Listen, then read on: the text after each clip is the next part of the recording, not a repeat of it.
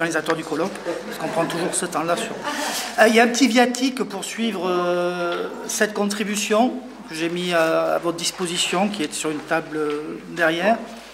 Je suis un esprit simple et je vais dire simplement comment j'ai reçu le formidable cadre à la fois conceptuel et méthodologique qu'Antoine Bayeux a mis à notre disposition.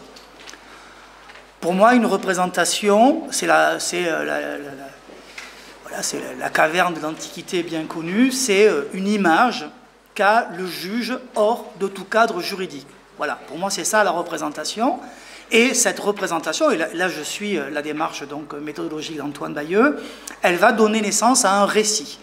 Comment est-ce que je dissocie le récit de la jurisprudence? Très simplement. La jurisprudence, c'est une solution en droit. Un récit, c'est une histoire. C'est une histoire qui peut arriver à cette solution-là, mais il y a des éléments textuels, il y a des éléments de fabrication, et pour le dire différemment, pour moi, le récit est un détachement du droit. Et ce détachement du droit me permet précisément d'accéder à la représentation du juge. Vous voyez, donc, c'est assez simple, sans doute très réducteur par rapport à ce qui a été dit, mais pour que vous compreniez, non pas d'où je parle, mais de quoi je vais essayer de parler. Donc, l'Europe démocratique, le récit des récits, alors on peut parler aussi de méta-récit, mais pas dans le sens de ce matin. Il s'agit au fond d'une représentation qui, d'une certaine manière, est matricielle, parce que bon, la matrice narrative et la représentation, pour moi, sont synonymes. Et cette idée, c'est de voir quelle place a la démocratie comme représentation.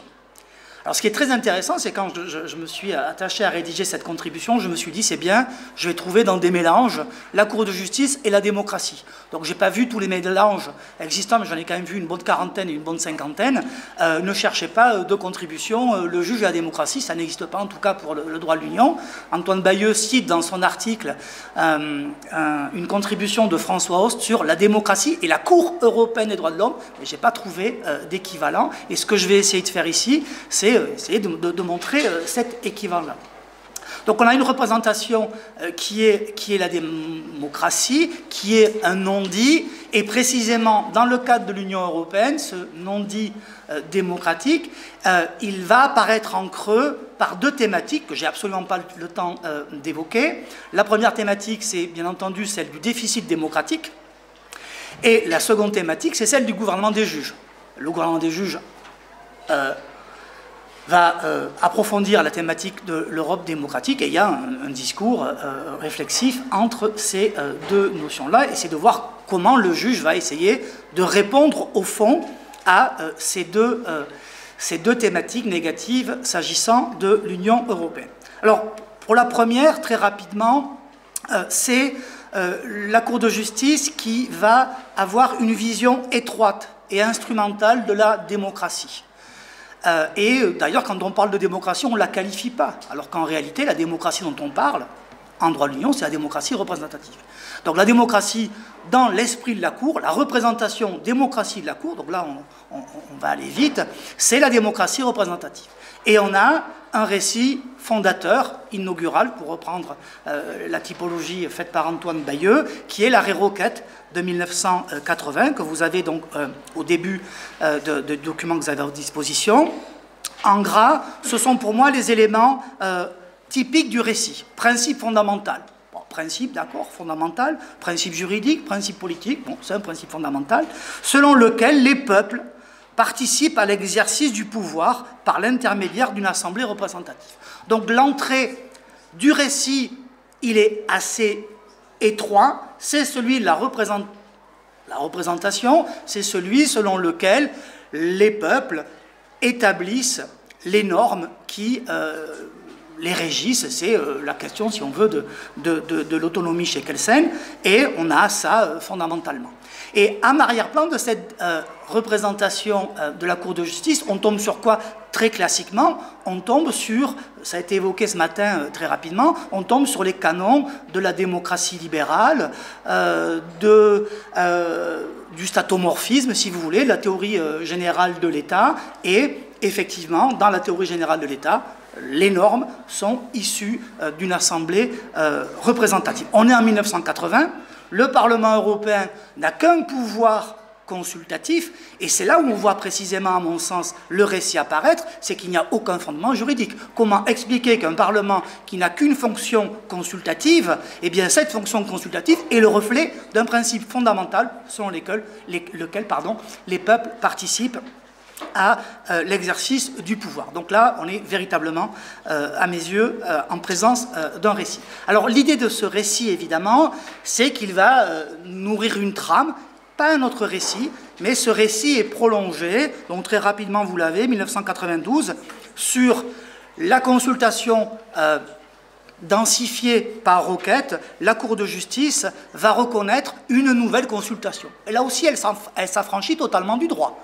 Nulle part dans les traités, il est prévu qu'une fois que le Parlement a été consulté, et lorsque le Conseil a adopté un acte qui est substantiellement différent de l'acte sur lequel le Parlement s'est prononcé, il y aurait une nouvelle consultation. Donc on est là sur un récit qui montre précisément son utilité, puisqu'il permet à la Cour de desserrer les taux des traités. Donc c'est le récit de la démocratie représentative pour les représentants, hein, pour le Parlement. Et on a, à la charnière des années 2000, cette fois-ci, une utilisation de la démocratie représentative pour les membres du Parlement européen, autrement dit pour les députés européens. Et là aussi, il y a, à mes yeux, un récit, parce qu'on a une inflexion, c'est-à-dire qu'on a une solution différente, parce que l'histoire qui va être racontée en arrière-plan est différente.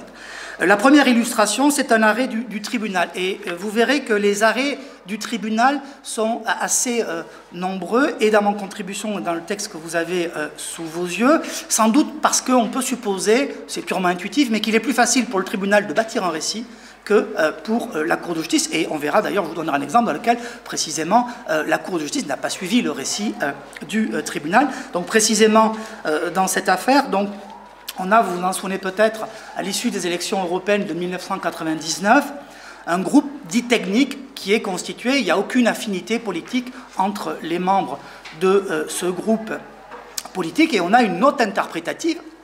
Le statut juridique, note interprétative, évidemment, laisse largement dubitatif, et cette note interprétative, elle a pour objet d'empêcher la constitution de ce groupe politique. Et donc, on a le règlement intérieur, la note interprétative du règlement intérieur du Parlement européen, qui va être discutée devant le tribunal. Alors, peu importe le fond, on peut simplement noter qu'on a un parti politique qui est le Front National qui entame ce recours, et ce recours est déclaré recevable, et j'attends que vous m'expliquiez en quoi un parti politique peut être directement et individuellement concerné par une décision touchant une mesure interne du Parlement européen.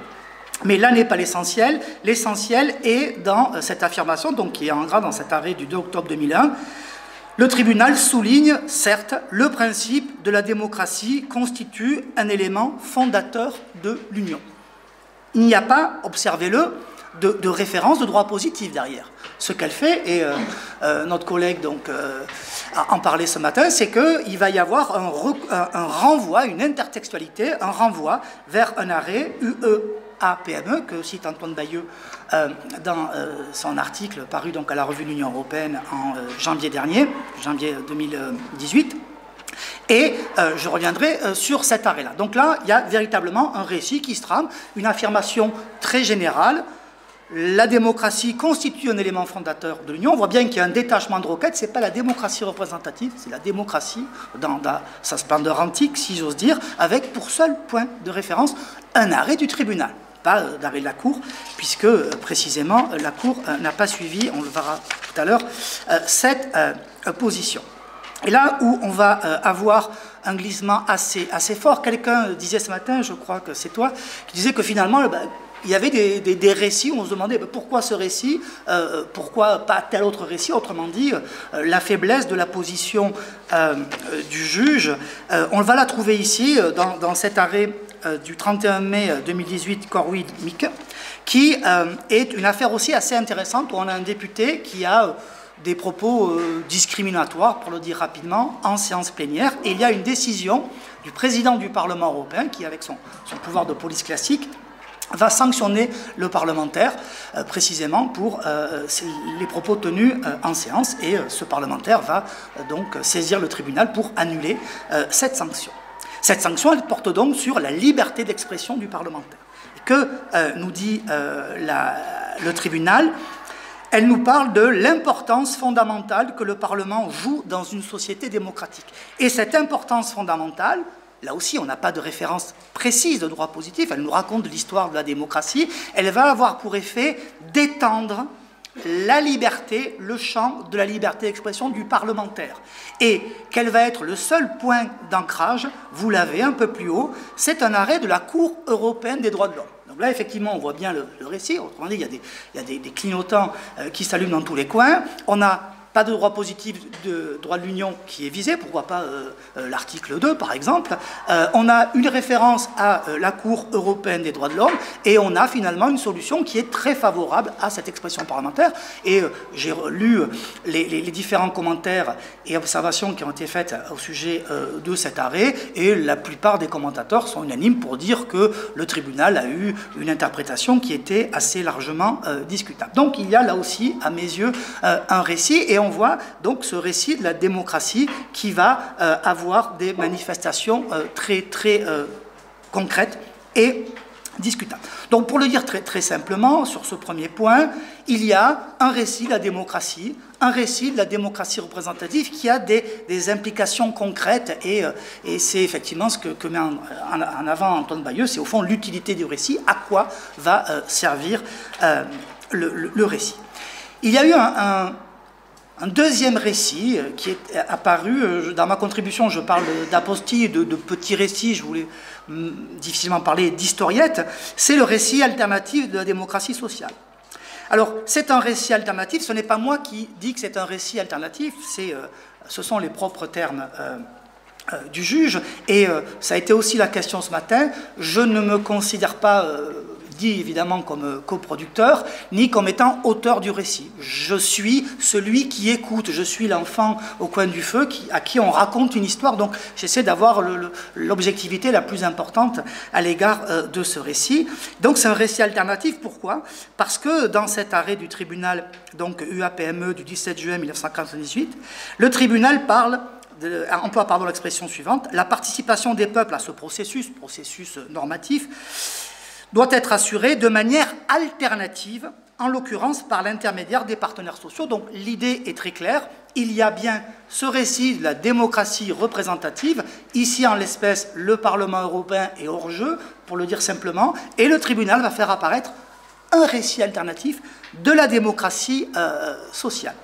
Pour moi, en réalité, ce n'est pas un récit alternatif de la démocratie sociale, c'est plutôt un récit alternatif de l'Europe sociale. Mais je n'ai pas le temps de développer cela. Ce qui est sûr, c'est qu'il y a là ébauche d'un récit pour deux raisons. D'abord, parce que la Cour de justice n'a pas repris cette solution-là, le tribunal ne l'a pas repris non plus en matière sociale. Le seul élément de référence qu'on a de cet arrêt, vous l'avez vu, c'est 3 ans après, en 2001, au sujet donc du recours de membres du Front National et de ce groupe technique. Donc il y a bien cette volonté de mettre en place, de tisser un récit, mais c'est, si j'ose dire, un récit avorté. On parlait de récit abandonné, de récit perdu. Il y a là, à mes yeux, un récit perdu et abandonné. Perdu, si j'ose dire, et ce sera mon troisième et dernier point, perdu pas pour tout le monde. Il n'est pas perdu parce qu'on va trouver l'apparition d'un récit nouveau. Et Antoine Bayeux parlait d'archipel, et il y a là, à mes yeux, quelque chose qui ressemble à un archipel et qui a trait à, cette fois-ci, un véritable récit alternatif de la démocratie participative. Alors c'est un récit qui commence mal, si j'ose dire. Il commence mal dans le premier arrêt rendu en matière d'initiative citoyenne européenne. C'est un arrêt du 30 septembre 2015. Je ne vous ferai pas progresser dans le maniement de la langue grecque. Et cet arrêt du 30 septembre 2015 est très intéressant. Le tribunal affirme que le droit Le droit d'information, dans le cadre d'une initiative citoyenne européenne, est censé, je l'ai mis en gras, est censé renforcer la citoyenneté européenne et améliorer le fonctionnement démocratique de l'Union par une participation des citoyens à la vie démocratique de l'Union. Formidable, ce matin on nous parlait d'intertextualité. Qu'avez-vous entre parenthèses, voire par analogie? Alors vous pouvez aller le voir l'arrêt. Je vous mets au défi de trouver l'analogie. Il n'y a pas d'analogie. Il n'y a pas d'analogie, simplement c'est un arrêt sur le droit de pétition. Donc c'est difficile de rattacher deux, puisqu'on va voir très rapidement ensuite que la Cour prend bien soin de distinguer le droit de pétition de l'initiative citoyenne européenne. Alors ce qui est marquant ici d'abord, c'est le censé. En quoi le tribunal peut s'autoriser à considérer qu'un mécanisme voulu par le législateur, le règlement de 2011, par les États membres, les rédacteurs des traités, est censé faire quelque chose. Et puis, on trouve l'indice de ce récit, participation des citoyens à la vie démocratique de l'Union. Et il n'y a pas d'autre référence que cela. En réalité, on a une référence assez perturbante à un considérant. Alors, ce matin, Marc Fallon parlait qu'on renvoyait à l'esprit. Ben oui, alors on renvoie parfois au préambule. À l'esprit, là, on renvoie à un considérant. Quel est le statut du considérant? Un statut important en matière de littérature, de récit, mais pas du point de vue du droit positif. Cette affaire du tribunal, elle a donné lieu à un pourvoi. Rapidement, les conclusions de l'avocat général, très offensives. C'est un instrument, donc l'initiative citoyenne européenne, c'est un instrument fondamental pour la démocratie participative européenne. Il faut veiller à ne pas enserrer ce droit d'initiative dans des conditions de forme ou de fond trop strictes ou trop complexes, et donc au final peu compréhensibles à satisfaire pour le non-spécialiste du droit de l'Union. Donc là, c'est clair. L'initiative citoyenne européenne, elle est compliquée, on parle de participation, de démocratie participative, il faut que les premiers concernés comprennent de quoi on parle. Et il dit bien, c'est ce qui est intéressant, il ne faut pas enserrer ce droit. Donc là, il y a bien l'illustration d'un récit qui veut s'affranchir du droit. Et pour moi, là, il y a récit. Ce n'est pas un discours, c'est véritablement un récit. Et la Cour de justice ne va pas suivre ce caractère offensif des conclusions de l'avocat général, mais elle va faire quelque chose que ne fait pas le Parlement européen, le tribunal. Elle va parler, elle reprend cette même idée, un instrument relatif au droit des citoyens de participer à la vie démocratique de l'Union. Et ce qu'elle fait, elle trouve un fondement, très facile à trouver, prévu à l'article 10, paragraphe 3, TUE. Donc là, cette fois-ci, on a l'articulation du récit et du droit positif. Et ce mouvement, même si la chronologie n'est pas la même, puisque c'est un arrêt du tribunal rendu quelques mois auparavant, effleure du 10 mai 2007, vient, à mon sens, précisément mettre en place cet archipel. C'est cette fois-ci le premier arrêt qui vient censurer la décision de la Commission visant précisément à ne pas prendre en compte l'initiative citoyenne européenne. Au contraire, le principe de démocratie qui, comme il est relevé notamment dans le préambule du traité, on retrouve le préambule, à l'article 2 TUE, ainsi que dans le préambule de la Charte des droits fondamentaux de l'Union, figure parmi les valeurs fondamentales sur lesquelles l'Union repose. Pour moi, c'est un récit. On le sait tous, le préambule existe avant 2015, l'article 10 existe, tout est là avant, mais on ne le dit pas. Et on va retrouver cette idée de récit dans le second paragraphe, c'est un point un peu plus loin. La proposition d'ICE constitue une expression de la participation effective des citoyens de l'Union à la vie démocratique de celle-ci, sans remettre en cause l'équilibre institutionnel voulu par elle, par les traités. Donc la référence à cet équilibre institutionnel, qui est aussi sans doute un récit, elle est très importante parce qu'elle voit véritablement qu'il faut laisser l'équilibre institutionnel, c'est la démocratie représentative, pour que ce soit clair. Il faut laisser une place à cette démocratie participative dans le récit de la démocratie représentative. Donc il y a à mes yeux véritablement un récit. Et pour conclure sur ce point-là, quels sont les éléments que je développe davantage dans ma contribution, ça va être d'ailleurs totalement satisfait, c'est au fond l'illustration d'une opposition entre le droit et la démocratie.